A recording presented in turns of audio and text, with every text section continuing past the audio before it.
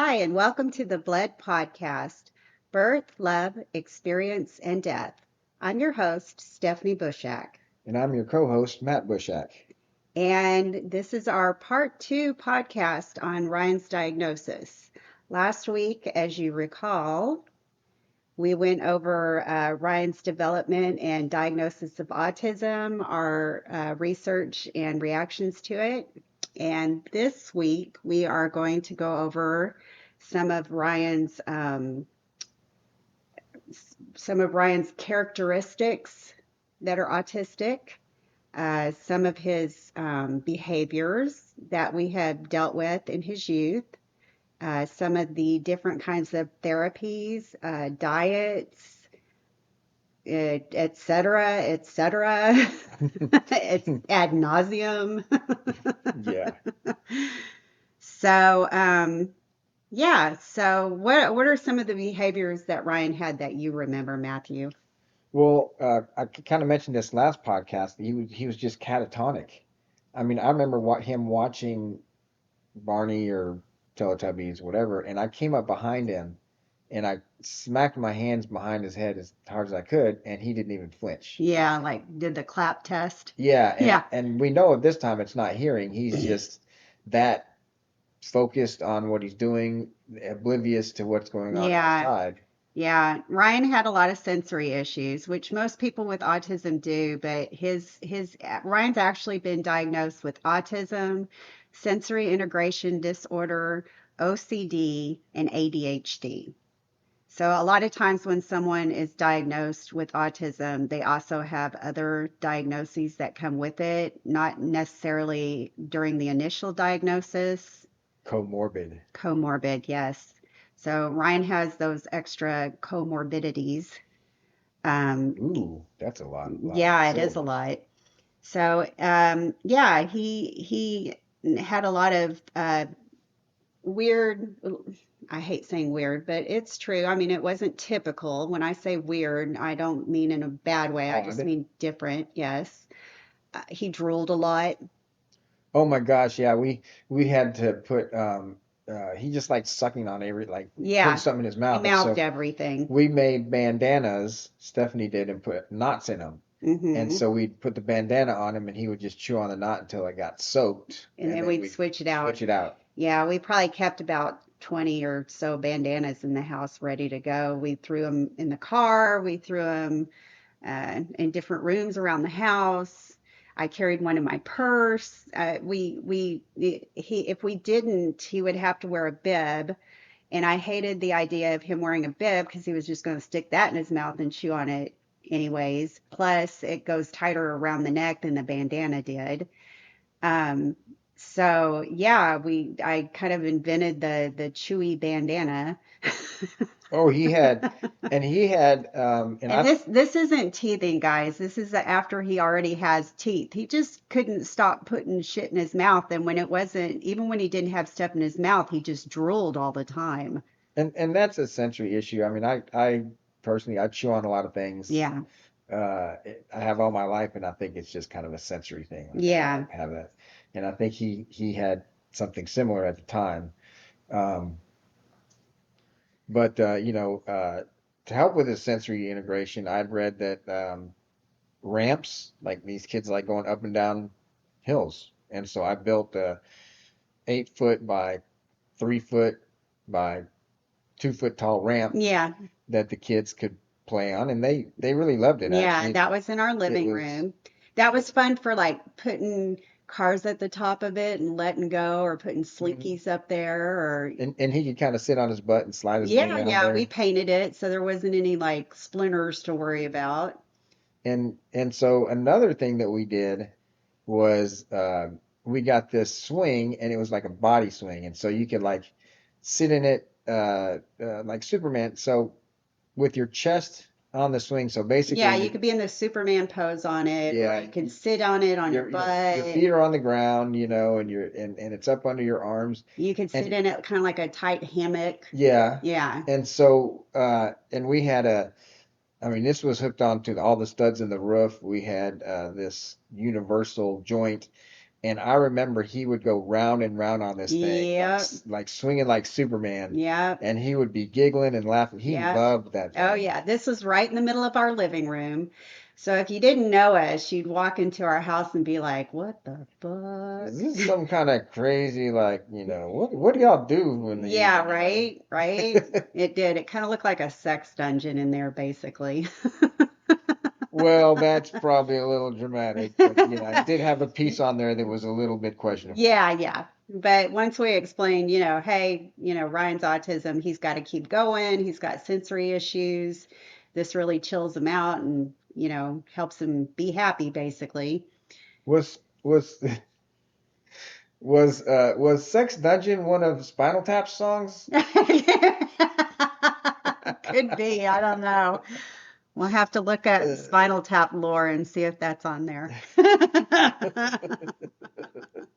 Sex Dungeon. To- Yeah, yeah. Totally sounds like a Spinal Tap song. So this is a podcast about Ryan and with an aside about a sex dungeon Yep, yep. that has nothing to do with Ryan. Well, honestly, the last one was so serious. Yeah. Yeah, but no, this swing was it was so cool. It was in our living room. I mean, it was stout enough where I could hang on it and it wouldn't pull out of the Yeah. wall. So yeah, we did some modifications to the house like that to make it more Ryan friendly and to help with his sensory issues and We um, had to put a gate across baby gates across like the kitchen yeah, because he yeah. would go in the kitchen and he would get into stuff. He got into butter one time. Oh, and he recruited his brother. I don't know who started it, but they both got into one of those giant tubs of margarine. And it literally like gone for 5 minutes at the most, probably going to the bathroom or something, hmm and walked into the kitchen and slid and hit my ass really hard on the ground, and then looked around and realized that everything in the kitchen was glistening. And Stephanie says it's not like it wasn't funny, but it's okay if y'all laugh. Yeah, you can laugh. At the time, it wasn't. At the time, I cried. And I cried cleaning the whole fucking mess up, too. But in retrospect, it was pretty fucking There funny. were tears of laughter. Now, come on. Yeah, sure. Maybe about 2 or 3 years No, later, there were tears of if laughter. if you want to do a fun experiment, get some margarine and put it on your linoleum floor and just see what happens. Yeah, yeah, yeah, Wear a lot of yeah, padding. yeah, yeah, So yeah, we had this baby gate to keep him from going in there. Um, he escaped. He was an eloper, which yes. which means he runs away, and he would know. I mean, he would look and see if we were looking. We'd be out in the front yard, and all of a sudden he's gone. And this Yep. started at first, he would make it, a couple houses down or something, and then it got further, and we got Yeah, the older he got, the further he could go. and at one time, and this is how quick, he was. My mom and stepdad George were watching him, and they were just unloading groceries. And they live out on 5 acres out in the woods in Washington, beautiful property. And they, they were just putting groceries away, and all of a sudden, where's Ryan? And he was gone, and they found him like a mile away Yeah, by the road. yeah. He A neighbor found him. A neighbor found And they him. live out in the boonies, like your neighbor isn't like right next door to you. Yeah, the neighbor didn't even know who he was. Yeah.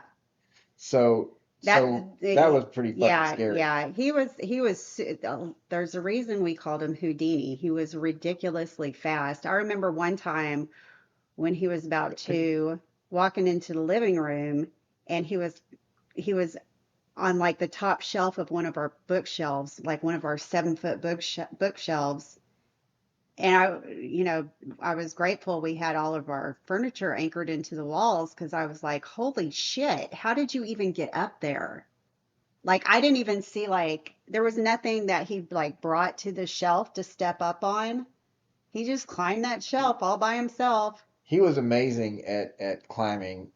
We when we moved to so we ended up getting doors that you had to type a code in to get out of the Yes, house. the electronic code Uh, doors. yes. So if there was ever a fire, I always told people that they would find the four of us in a heap of Yeah, burnt all bodies, in a crispy pile trying together. to hit the code, Yeah. not being able to get out of the Yeah, house. yeah, yeah. It So was definitely a fire hazard, but for the day to day, we needed it. There was no other solution. and I'll go. We'll go back again with some diet stuff, but fast forwarding, when we moved to Round Rock, the kids were 4, and we got a house, and I swear this kid could stack basketballs on top of each other Yeah, and use it as a step. yep, I don't know how, but he would get yep. out over a 6 foot fence. He got out twice, You know, and the home and security cameras weren't as relevant back then. They weren't available back then. But if we had had something like we have now, I would have been curious to like put a camera on him in the backyard and see how he got away with doing some of this shit. that would be yeah, that would be pretty impressive. But what we ended up doing is. Uh, we went to the tractor supply store and got an electric fence, and Oh yeah. yeah, no, this is for real, Al. This isn't a I joke. remember that. And it was a pulse, so it wasn't like you grabbed the fence and you just held on, constantly electrified. It Yes. would pulse every second, so if you touched it, it basically just gave you a pretty bad bite. And Well, I it wasn't too bad, I but it was tried, enough to make you not want to yeah. touch the fence. I mean, I tried it once because I wanted to make sure, if it's real bad and if it's going to kill him, I'd I rather. tried it about 6 times by accidentally bumping into it while mowing the Mowing the lawn. lawn was fun. Like, "Ah, what the hell?" But no, I never saw Ryan touch the fence, but I have a feeling he touched it once, Oh yeah. and that was enough. And so we kept that out for a couple years. Well, let's go to the well, one more thing I want to say, and then we'll go to the diet stuff. But uh, we in the house that we bought in Round Rock, we couldn't use a baby gate anymore because he was getting bigger. He could just walk over it. And so we did this on purpose. We bought a house with a narrow opening into the kitchen. So it was probably about 3.5 feet Yeah. wide. And so what we did was the only thing we could think of, we got this wrought iron gate Gate. from Home Yeah. Depot, Yeah, like an outdoor gate. outdoor gate, and we put some 2x4s in there. We had to kind of do some MacGyvering to get that Yeah. thing Yeah. working. And so that stayed up until he was in his teens Yes. because Yes. he would get in the kitchen and yeah, we needed to keep Probably him out of the until he kitchen. was about, I want to say about 13 or 14. That sounds about right. Yeah. And we took it off for like about 6 months and then he got into the kitchen and did something. And we were like, okay, I guess the gate's got to go back up. Because we were Yeah, that's afraid he right. was going Yeah. to burn himself or burn the house down or, I mean, one time he did try to make pancakes. yeah, which was really cute. But There was eggs and flour all over the thank fucking God he didn't floor. try to like switch on the stove or anything and follow through. And then some of the other things he did. This this was probably one of the funniest things he ever did. Hmm. He went into our closet Oh, and he took every single piece of clothing uh, off of the hangers. yeah. And Yeah. so I walked in and there's this huge pile of I clothes. actually laughed at that one. Yeah, we thought that was We thought it hilarious was because funny. it There's just wasn't. a big pile that's probably about more than waist high Yeah, sitting in the middle of our closet. He had taken every single article of clothing and just piled one on top of the other. but it was non-damaging, so that was Yes. something that we Yes. could laugh at. And I think we tried to get him to help like put the hangers back on everything with us too. We were like, "Oh, okay, you're going to take everything off the hangers. You're going to help put everything back on the hangers too." Yeah, Um, some of the behaviors I was thinking about, I remember we used to have to lock him in his bedroom at night because he did not sleep well. yeah, and he would wander out. And he would wander out. And so, you would hear noises off and on throughout the night. I don't think any of us in that house, maybe Sonny, but I don't know. I don't think any of us in that house got a good night's sleep for probably about the first 15 years. because Ryan did not have a normal sleep schedule. Even when he was honestly before he was diagnosed, he it would take a while for him to fall asleep. Um, but that was attributed to the colic at the time. And later, it just got worse and worse. He would not fall asleep until like midnight and then get up at like 3 or 4 in the morning. I remember him when we'd put him to bed, laying on his back in his room and kicking the shit out of the door for Yep. like 20, 30 minutes at a time. Bam, bam, bam, bam, bam, bam. Yep. And, there's nothing you can do. You let him out and he's just gonna, Run around like run a, around, stay up, ask, well, didn't yep. ask at the time, but Yeah, but he was a little fireball, man. He never stopped moving, and you couldn't just let him roam the house while you were trying to go to sleep. And when you're at the point where you're only getting like 4 hours of sleep every night, you're not really enthused about the idea of sitting awake with your kid until, they finally fall asleep at 2 o'clock in the morning. And his sleep schedule was never consistent. Even with the deprivation, it was never consistent. Like some nights he'd fall asleep at like 9 and then be up at like 1 o'clock in the morning. Some nights he'd fall asleep at midnight and be up at 4 o'clock in the. I mean, you just never knew what you were going to get. and And sleep. he never took naps. Yeah, and so sleep, I mean, I know for you that are parents out there, you remember those first couple months, of them just not going to sleep and making fussy noises and whatever, and you remember how frustrated that made you, and maybe even some thoughts, like, Yeah, oh man, crept I'm gonna in. I'm Yeah, gonna tear yeah, that kid's mouth out or something, yeah. like, and imagine that going on for like a year or two. Now Um, imagine that going on for like 8 to 10 years. well, yeah, that's true. Yeah, Yeah. yeah. The kicking out the door didn't last that long, No, but that definitely the that lasted noise. for a few years. Something when he was little also is we'd go to get him in the morning and we weren't like sleeping in or anything. We got up fairly early, 7, 8 o'clock in the morning, and go open up his bedroom and his walls would be covered with shit. Oh yeah, Yeah, yeah. I He remember when likes he used to to. Yeah. smear his poop everywhere. And so there was at least probably 3 days a week that I'd have to go in there with a hot, soapy bucket of water and clean all of his walls and wash all of the bedding and the clothes and clean him up and give him a bath and He wasn't potty trained until he was like 8. 8. Yeah, Yeah. and so you can imagine he has this kind of fascination with, a lot of kids have fascination with their stuff, like, ooh, look what I made. Yeah. But his lasted Kind a of like lot longer. Play-Doh. Yeah, but his lasted a lot longer and wasn't as offensive to him, I guess, as it is with other kids. And um, so I remember, so we were moving to Round Rock. We're living in Arlington, Marysville, Washington at the time, Yeah. and the kids were born in Everett, so Yeah. just north of Everett. Yeah.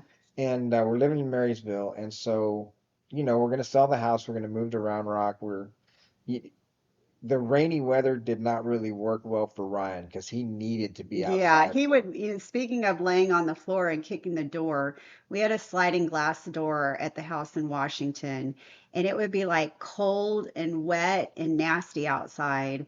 And I think, well, if it's warm and wet, that's one thing. Yeah, go out there, play in the mud, I'll come hose you off, whatever. But when it's cold, there's no, you can't hose them off while they're outside. It's just logistically, it's not a good thing. And so we would lock the sliding glass door. We had one of those top locks, and he would lay on the floor and kick on the sliding glass Yeah, I door remember that for now. hours and hours. But so we're getting ready to move, and we have a real estate agent coming over to look at the house, and I mean, he was going to be our real estate agent. Um, and we're eating dinner before he gets there. We're hurrying up to eat dinner, and I look, and Ryan had gotten into his diaper, and he's rubbing his shit all in the carpet. Oh God. And there's there's a spot that's like 1 foot by 2 foot that's just shit. Shit. And man, Stephanie and I are trying to clean that up, because we don't want Yeah. the agent to come in and see this We don't crazy want him to stuff. see it. We don't want him to smell Oh it. We my don't want him to gosh. know that this is a thing. Yeah, we got it done, but yeah, Yeah. that was a little bit, it's like, look over like, are you shitting me? Like right now? Oh, are you Yeah, shitting like me? literally. That's funny. Uh-huh. But, um, but Yeah, yeah, he is shitting you right now. he sure did. He's shitting you, he's shitting the carpet, he's shitting his hands. We tried and we tried several things over the years to cure him because because there's snake oil out there all the Oh time, yeah. and that's what sucks is that they kind of prey on the autism community. They oh, this is the next thing. You got to realize we're desperate. Autism parents are desperate. We want Yeah. anything we could do We to are make our sleep kids better. deprived. We have PTSD. We are always having to make excuses at work on why we have to leave early or split for a little while. We are constantly up at the school having to deal with whatever issues are arising. It's being a regular parent times 10. Yeah, and that, affected Sonny, I think, in ways, because Sonny didn't have the normal childhood that he would have No, with a normal sibling. no. But some of the things we tried were, well, we tried diets. We tried the Yeah. gluten-free and casein-free Yeah, diet. and Ryan, when we did the gluten and casein free at that time, nowadays you can find gluten free everywhere. Yeah, there's like whole grocery store Yes. sections dedicated to it. At the time that he was on the gluten and casein free diet, you had to special order everything on the internet and nothing was put together for you. It was all make it from scratch. Like they didn't have gluten free pizza crust mix. You had to make that shit from scratch. And that's how everything was Um, back then. you could get a few things like we got like noodles that were gluten-free that were like potato noodles or Yeah, something, rice and noodles. they They sucked. were It was terrible. so bad. Like, yeah. Almost everything that we had that was gluten free back then was cardboard. Yeah, it was, yeah, horrible, And horrible. nowadays, I can get something that's gluten free and be like, dang, you can't even tell this is gluten free. This is great. I remember a couple of years ago going out to at like a Christmas village type thing in Washington with your family, and we stopped off at a cupcake place, and they had gluten-free cupcakes, and I was like, yeah, I'll go ahead and at the time I was trying to be gluten-free and just kind of just to see how it would affect my own health. And that gluten-free cupcake was amazing. I was like, whoa, this is gluten-free. Are you sure this is gluten-free? Because I just could not believe, because it had been years since I had tried a gluten-free cupcake. Yeah, I mean, it was gluten-free back then. I think pretty much Ryan ate peanut butter. Yeah, we made a lot of pizza. I remember With that the yeah, with with the the crappy with the crust. crappy crust. And we made a lot of chicken nuggets with corn flakes, I think, as That's or right. maybe it was Rice Krispies or something, as the Yeah. crunchy stuff on the outside. And yeah, he did not have a wide palate to begin with, and this just like narrowed it down even more.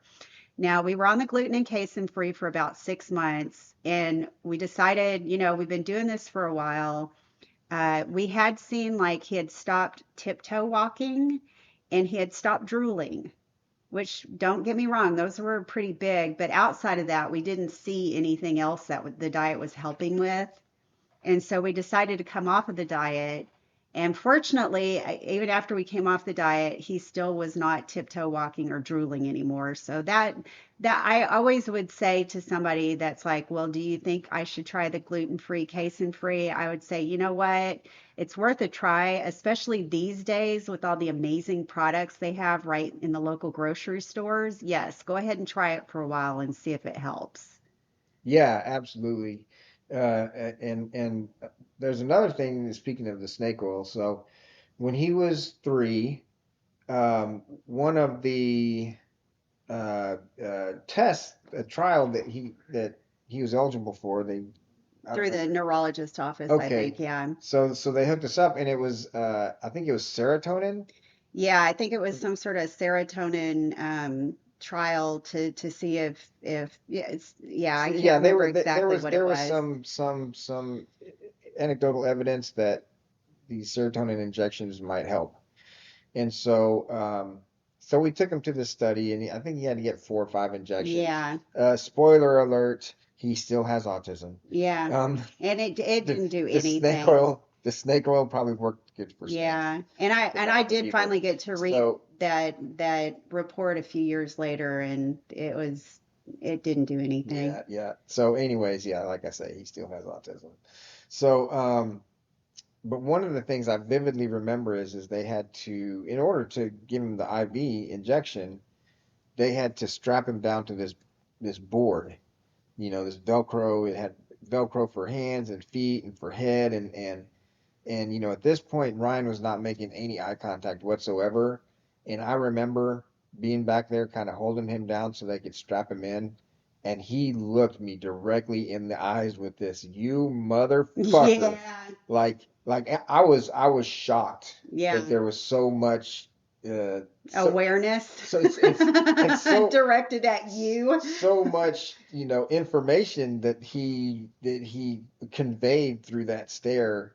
And he still went, it's not like from then on he looked us in the eyes, but that No, was just one of those no. places where because it's scary, I mean, you're getting strapped Yeah, down, you can't move, you don't know yeah. what's going to happen. Part of us felt bad about doing the trial, but a part of us felt like, there at the time there wasn't the autism community was very small, and they they needed people to help with the research, and at the very least, if he was getting the serotonin, we knew it wouldn't hurt him. It was either going to not do anything or it was going to make him better. Um, but just to throw in the holding down to get him a shot, even when he was little, it would take 5 people to hold him down just to check his teeth at the dentist office. They would make the appointments at lunch when there were no other people in there because Yep. he would scream. And I can imagine, pediatric dentists, Yeah. people are bringing their kids in there to see the dentist. Oh, look. And all of a sudden you hear, ah, Yeah. Yeah. so So yeah, he needed it for that. He needed people to hold him down to get him give him a shot or to get a blood draw.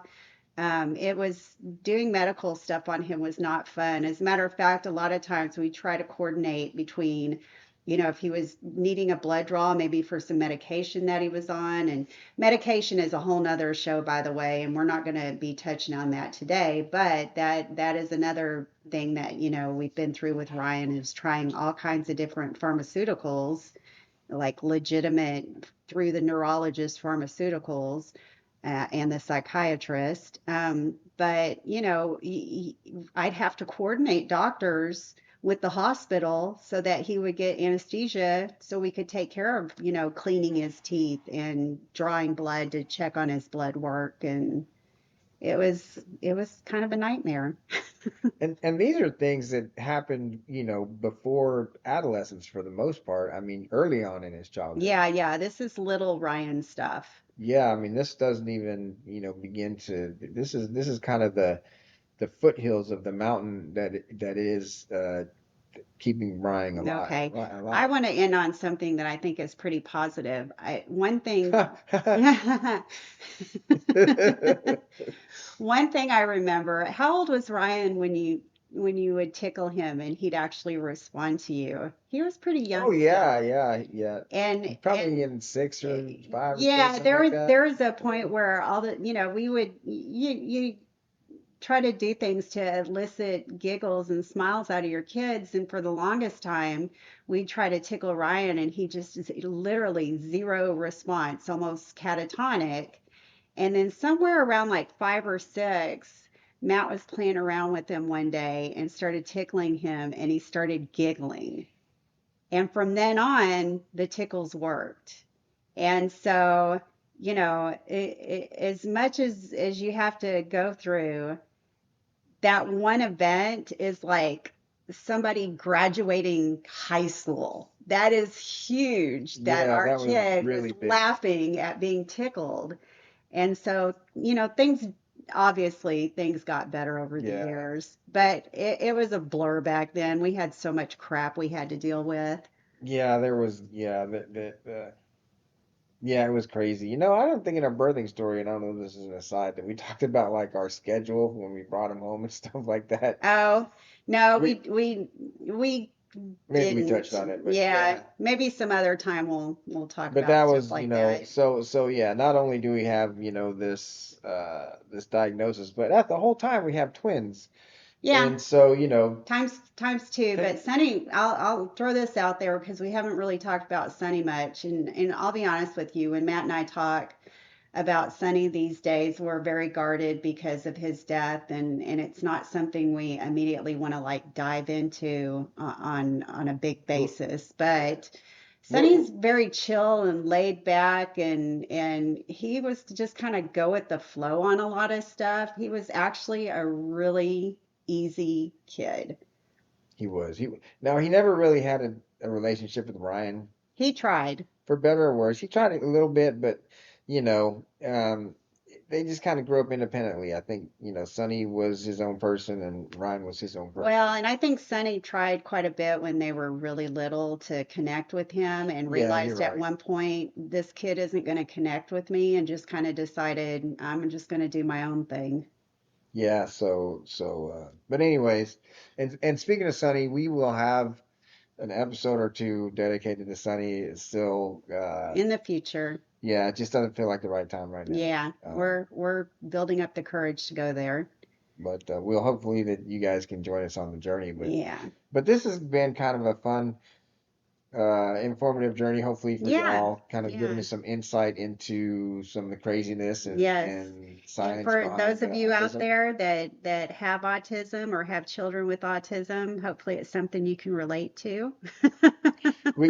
I'll say this, I still love my son, Ryan, you know, Unconditionally, unconditionally. Um, and we'll but still try to give him the world. but I complain about him a lot because it's just hard. It's It's just hard. hard stuff, and it's hard to be just positive about everything all the Yeah. time. I mean, It's you can't be positive we when you're having to walk uphill all the time. right. Eventually you have to, this hurts. It hurts. I mean, there's, you know, well, yeah, we'll save that for later. But yeah, Yeah. it's a constant uphill battle, and you get so few wins. Yeah. Uh, And when you do though, you party down, man. You make a big production out of it because those little things are big when it comes to somebody with profound autism. yeah, absolutely. I mean, he continues to grow. Yes. We'll talk about more about his adolescence and adult life, Yeah. in another episode. Um, but yeah, he's so. I love Ryan, but I hate autism. Yes. Yes. That's a perfect way to put it. So, Matt, guess what? What, Steph? Life will kill you. All right. Take care, kids.